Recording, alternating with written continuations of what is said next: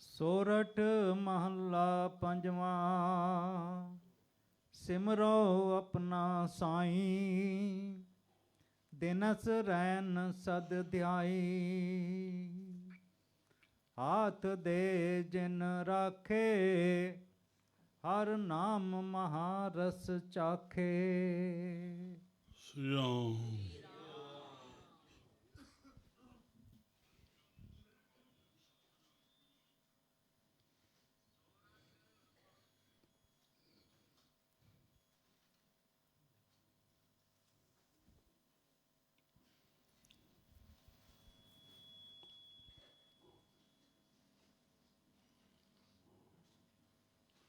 जो को तफावत आहे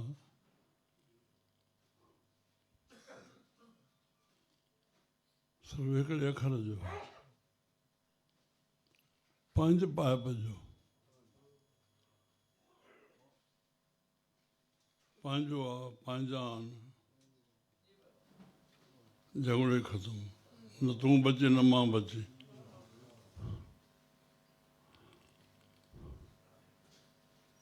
कंहिंसां झगड़ो? पंहिंजा आहिनि। सिमरो अपना साईं, पंहिंजे साईं खे ध्यायो। ॿुधायो न हिकिड़े अर्थ कयो संत, चइसि भॻवान सां प्यारु कीअं कयां? घरवारी अथई? चया हुन सां कंदो आहियां।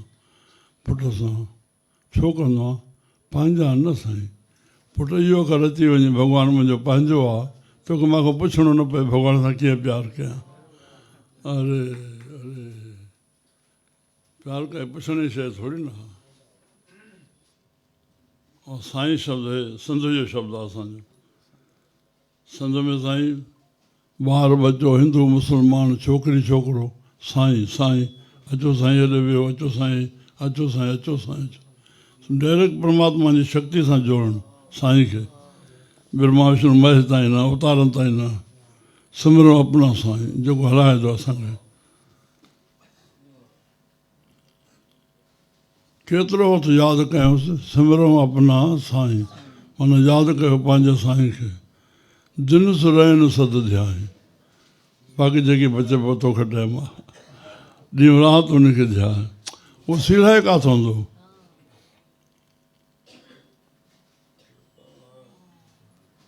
तूं बेसमझाई थो करे सीड़जण जी। तूं छो अंदरि जुड़ी वियो, तोखे शक्ति अचे कमु करण में। उहो सीड़ाए किथां हूंदो? छो ख़्याल खे न मोड़णो आहे। श्री राम। तिन सुरैन सद ध्याई। हा हाथ दे जिन राखे, वरी 8 पार, वरी 8 पार। श्री राम। ओॾे राति ॾींहुं, राति ॾींहुं 8 पार पवंदा आहिनि। वरी चवंदा 8 पार, 8 पार, 8 पार। हाथ दे जिन राखे। पढ़ो हुन छोरो खे जी छॾियो। हाथ दे जिन राखे, 8 पर हथ। तूं राति ॾींहुं ध्याईंदे त प्रभु जो बि ध्यानु तो ॾे वेंदो न। त प्रभु जो हथ कहिड़ो आहे? परम आत्मा। उनजे ज़री ज़री आत्मा, आत्मा परमात्मा जो रूप आहे। ज़री ज़री चवण बि दोष थो थिए, पर कणो कणो कणो कणो कणो, इहो वारी जे कणे कणे में आहे, मिटी जे ज़रे ज़रे में आत्मा आहे। छो असां में न आहे। त जॾहिं उन आत्मा परमात्मा जी असांजे मथां कृपा थिए थी, त हिकिड़ी किरण, हिकिड़ो छंडो असांजे मन ते पए थो, अंतःकरण ते पए थो। बसि मन प्रकाशक थी वियो। मन ते इहो शब्द रूपी हथ, मन रूपी मथे ते। शब्द रूपी हथ, मन रूपी मथे ते। इहो ई आहे। न त वरी व्यक्ति बनाइणो पवंदो। हाथ ते जिन राखे, शब्द रूपी हथ, मन रूपी मथे ते। जेसिताईं न रखंदासीं, मन में ज्ञान काॾो ईंदो? मन प्रकाशक काथो थींदो? सॼे हयाती मथो पिया टेकियूं, सॼे हयाती मथनि ते संतनि जा हथ पिया रखायूं, छा थींदो सवाइ मन ख़ुशि करण जे? इन ख़्यालु वञे ई नथो, वञे ई नथो। प्रभु कृपा करे जगियासु बण जाओ।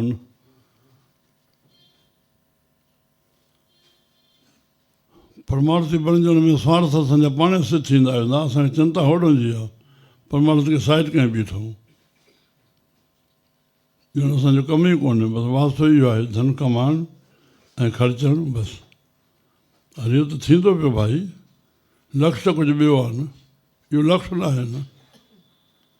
हीउ जीवन जो निर्वाह आहे, तुंहिंजो परमात्मा ठाहियो आहे, तोखे परमात्मा ठाहियो आहे, ग्राहक खे परमात्मा ठाहियो आहे, जेके टप रखिया आहिनि उहे परमात्मा ठाहिया आहिनि, नसीब लिखण वारो परमात्मा आहे, मोकिलींदड़ परमात्मा आहे। तोखे सिर्फ़ु शरीर खे हरकत आणी आहे, वञी दुकानु खोलणो आहे, तूं कहिड़नि खे मनाया आहीं, रोज़ी रोटी जो साधन आहे, हे त पासे बि आहे जेको तोखे अंदरि करिणो आहे। श्री राम।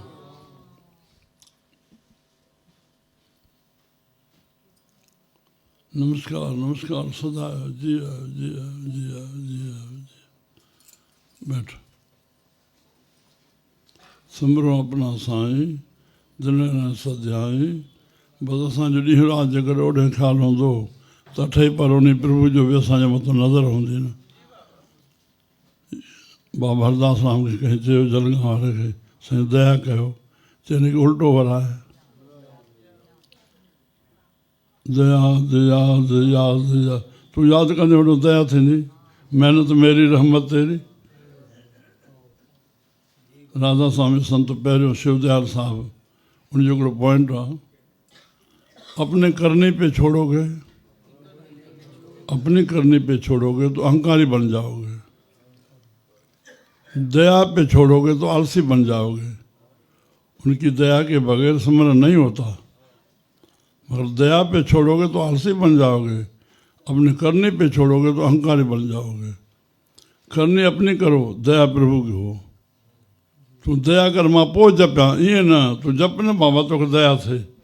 अरे तुंहिंजे हथ में उधम आहे, तूं पंहिंजो कमु त कर न भाई, प्रभु पंहिंजो कमु कंदो, दया कंदो, तूं जप यादि कर। श्री राम। आठ पार जन जापे, हा हाथ दे जिन राखे, जिन राखे सदाईं रखिया करे थो, हर नाम महारस चाखे। जिनखे अची वियो रस अची वियो, नाम महारस चाखे, नाम महारस चाखे, केरु चखींदो? हा उहो रस त असां ज़बान जे माध्यम सां अंदरि मोकिलींदासीं न।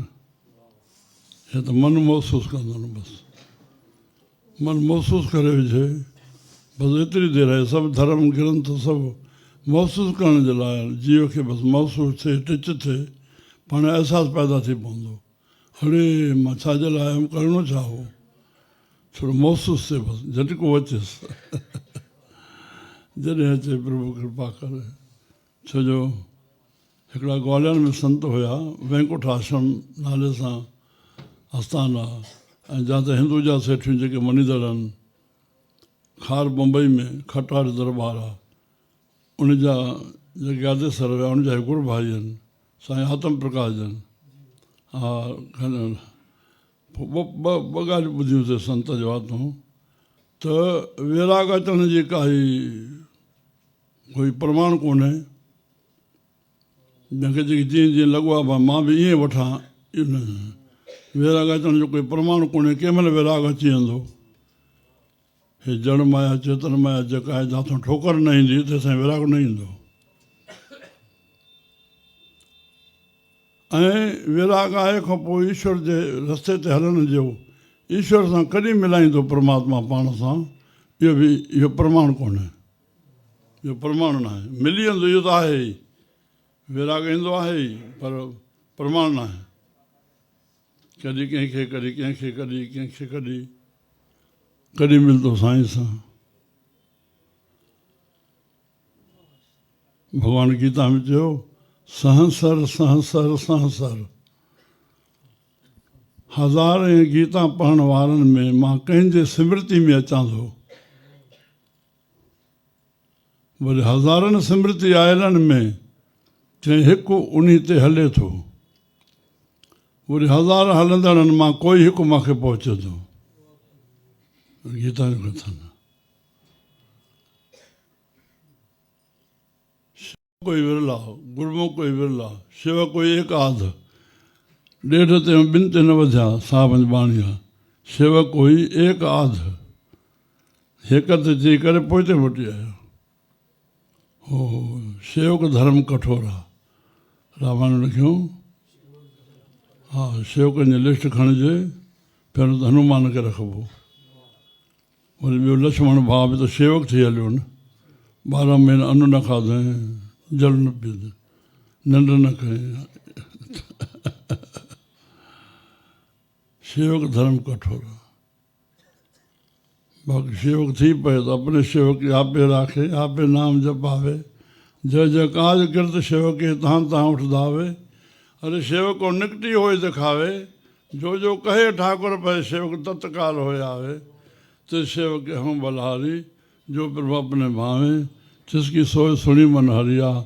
ते उन शेवकनि जूं ॻाल्हियूं ॿुधी करे साहिब चवंदा, मुंहिंजो मन बि हरियो फुरियो थियो। अरे मां ई जेकर जपियां भॻवान खे, शेवक थियां, त पाणे भॻवानु अची वेंदो त नानक परसन आवे। हा, तिसकी सोए, ये ॻाल्हियूं उन्हनि जूं ॿुधी करे शेवकनि जो भॻवानु ईअं शेवकनि तां ईंदो आहे, त मां बि जेकर इहा बि त सुन के जाट रोठ भक्ति लागा, ॿियनि भक्तनि जो गोविंद गोविंद गोविंद संग नाम देव मन लीना, आड़दाम को छीपरो हुयो लाखीना, बन्ना तन्ना त्यागे प्रीत चरण कबीरा, नीच कुला जुलहारा भयो गुणीय गईरा, रवदास ढोवंता ढोर नीत तन त्यागी माया, प्रगट हुआ सात संग हरि दर्शन पाया, सैनाई पुतकारियाँ ओ घर घर सुनिया, हृदय वसिया पाल ब्रह्म भक्ता में कन्या। ये भी तो सुन के जाट रो, ये गाली ॿुधी करे भेणा हेड़ा हेड़ा मुंहिंजी ज़ात भाई आहे सभई नीच, हेॾे हेॾे पाए सात संगत मुंहिंजो नालो थी वियो। उठ भक्ति लागा, मां बि लॻी वियुमि, मिले प्रत्यक्ष गोसाइयां धना वॾ भागा। श्री राम न वाह। हाँ साईं।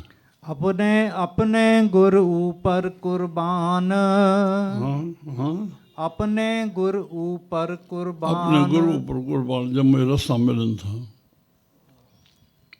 गुरु को सा गुरु घोर धार, गुरु बिन समझ न आवे, गुरु खपे अखर अखर जो गुरु खपे। हाँ, भय कृपाल पूरन प्रभ दाते, जी होए मेहरबान। एक अक्षर दाता जो गुरु, तो एक अक्षर दाता जो गुरु, जो सेवत न तास, जो उनकी सेवन न थो करे, पाए जन्म ते स्वान को फिर सौपत घरवास, कुत्ते जो जन्म पाए वरी चंडाल घर जन्म पाईंदो, छोकी गुरु जे शब्द जो अभ्यास न थो करे।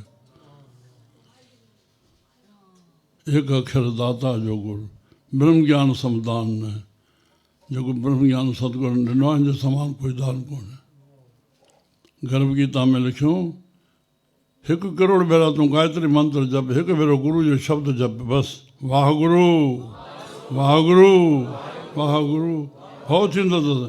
वाह गुरु दिलि सां चए, भव खे भव वठी वञे, वाह गुरु वाह गुरु।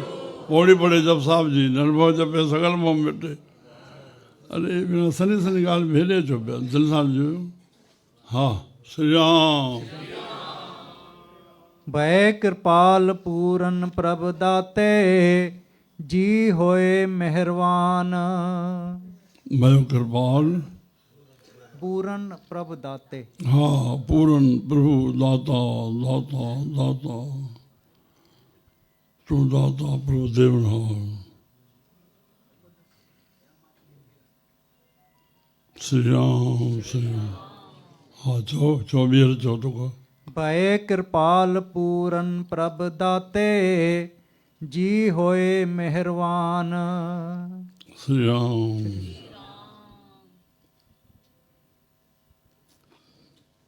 गुरु पर कुर्बान, भय कृपाल पूरन प्रभ दाते, जी होए मेहरबान। हाँ हाँ हाँ, जीवन ते तूं महिरबान आहे साईं, महिरबान आहे। तुंहिंजी महिर आहे त तॾहिं त हलूं था न, तुंहिंजी महिर सां असां घुमूं था, खाऊं था, पीऊं था, ॾिसूं था ॿोलियूं था तुंहिंजी महिर ई त आहे ओ थोरो खुलासो कयां असांजे 14 देवताऊं मुक़ररु आहिनि 5 ज्ञान इंद्रियनि ते 5 कर्म इंद्रियनि ते चतुष्ट अंतःकरण ते हिकु हिकु देवता मुक़ररु थियल आहे धरती ते कोई भलो कमु कंदो सुठो कमु कंदो वधि में वधि हुनखे तखलस ॾिबाए भई देवता पुरुष आहे बसि देवता पुरुष आहे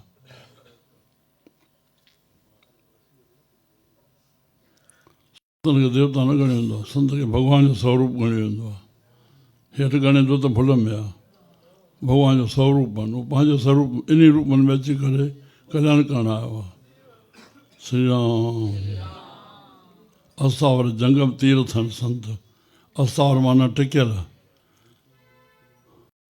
जंगम माना हलंदड़ जिते किथे वञी करे लोकनि जो कल्याण कनि तीर्थ ते पुॼणो पए न उहो पाण पुॼी वञनि सॼो नगर दर्शन करे सभु आनंद वठनि श्री राम साहब फ़क़ीर घुमिया आहिनि नानक शाह घुमिया आहिनि किथे किथे किथे किथे किथे किथे कहिड़नि कहिड़नि खे ज्ञान ॾिनो थो वञे कारून बिना हद करे छॾी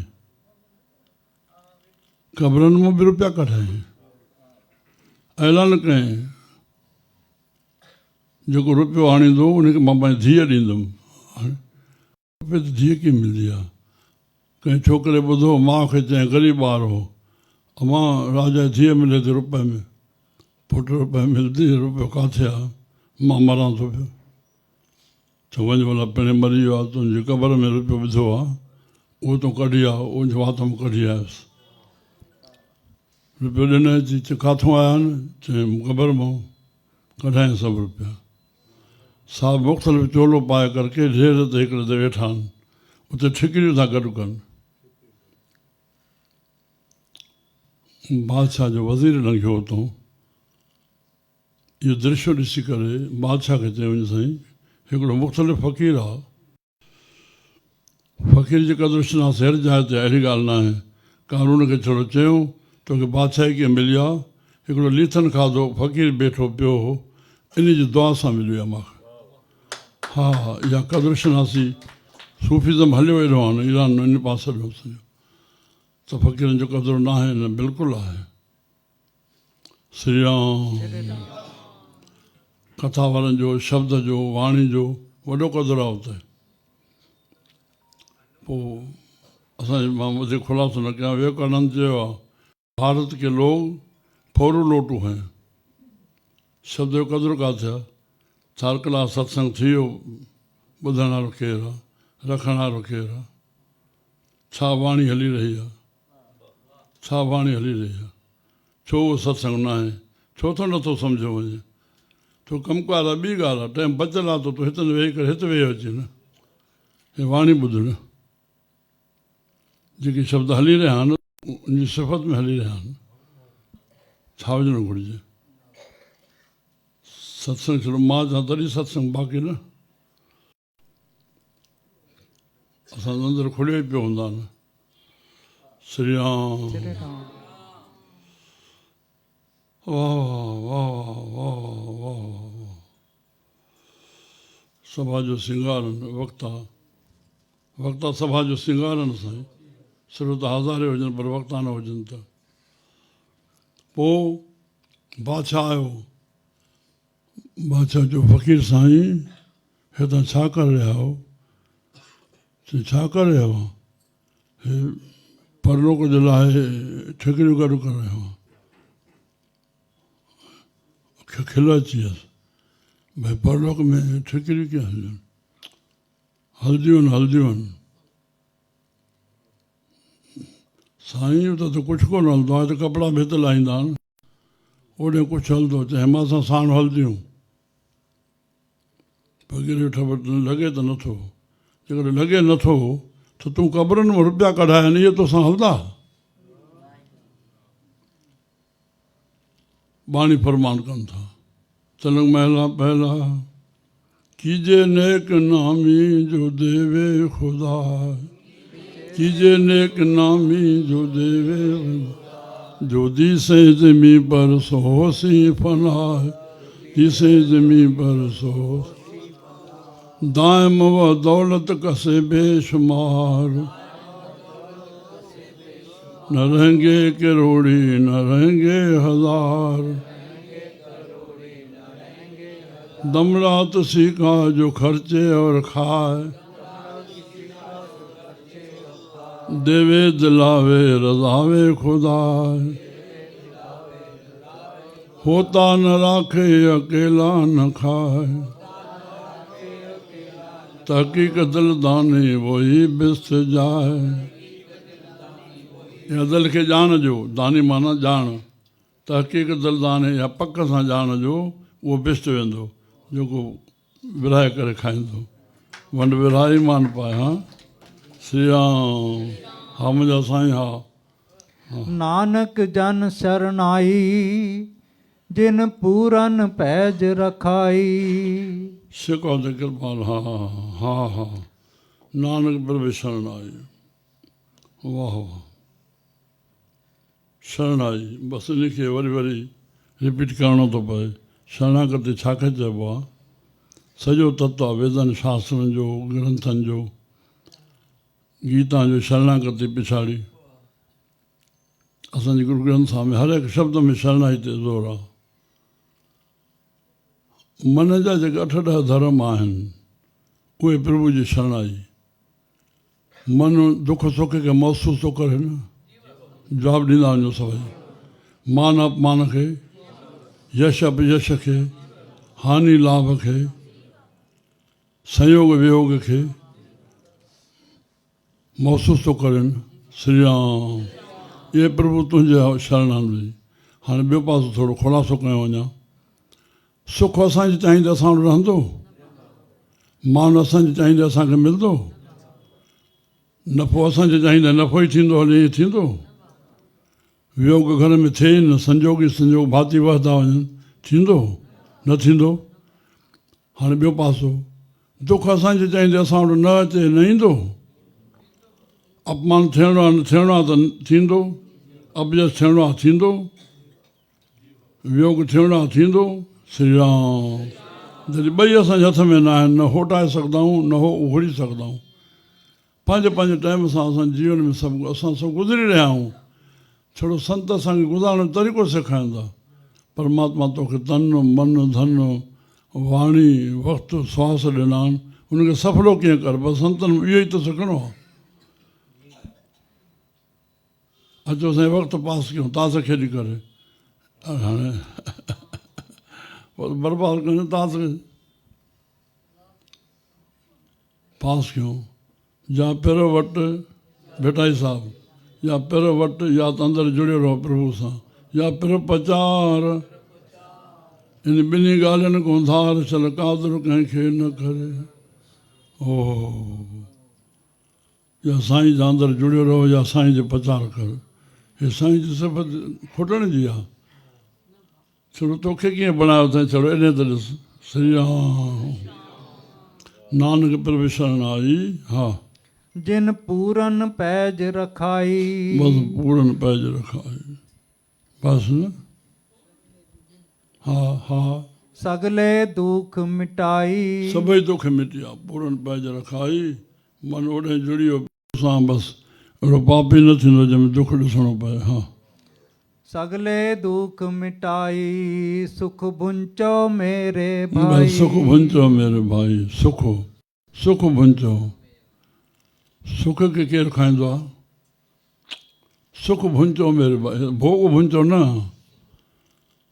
त असां यादि करे छॾियऊं कॾहिं बि गुरू ग्रंथ साहिब में असां थोरो भुल में आहियूं शरीर जे सुख ॾे ॾिसंदा आहियूं बिल्कुलु न इहो असांजे हथ में न आहे कुझु बि डॉक्टर चवनि डॉक्टर बीमार नथा थियनि डॉक्टर कोमा में नथा अचनि अपोलो डॉक्टर ठाहे करके ॿ साल अपोड़े में डॉक्टर उद्घाटन करे राष्ट्रपति खां पाण कोमा में अची वियो 2 साल पियो रहियो अरे बाबो हिसाब जो सुख मन जो सुख आहे मन जो सुख जंहिं जंहिं महापुरुषनि खे आयो आहे ॿार केॾा बि कष्ट आहे हुनखे सी न कयो न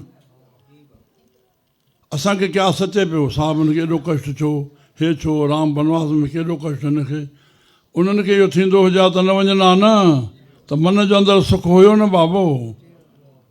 नाम सां मन में सुख मिलंदो, शांति मिलंदी, आनंद मिलंदो। इन ॻाल्हि खे ध्यान में रखूं। ॿार सो करे कॾहिं बि न वञो भुल में, इहे प्रभु जे हथ में आहे। केतिरो खुलासो कयूं। शरीर खे स्वास्थ्य खपे, मन खे सुमत खपे, ऐं आत्मा खे हिमत खपे। ठीकु लॻे थो इहा ॻाल्हि? हा, चङो। त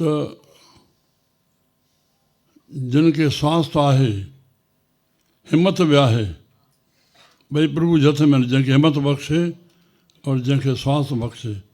पर सुमत असांजे हथ में आहे। कोशिशि कयूं। जिन खे सुमत न आहे, दुनिया जी तबाही उहे करे रहिया आहिनि। हिमत आहे, स्वास्थ्य आहे, वीट उहे हलाए रहिया आहिनि। जवाबु छा आहे? सुमत न आहिनि, विलासता जो पासो जेके वठी रहिया आहिनि, उनखे सुमत न आहिनि। सुमत, संतनि में सुमत प्राप्त कयूं। भाई चतुराम साहिबु चवंदा, सुबुह जो उथी भॻवान खां नामदान, सुमत दान घुरिजे। टियों लफ़्ज़ अॼु इहो थियो आहे, पंहिंजी हल्दी हलाइजे न, कंहिंखे कंहिंजो मोहताज न कजे। बोल गुरु नानक देव की।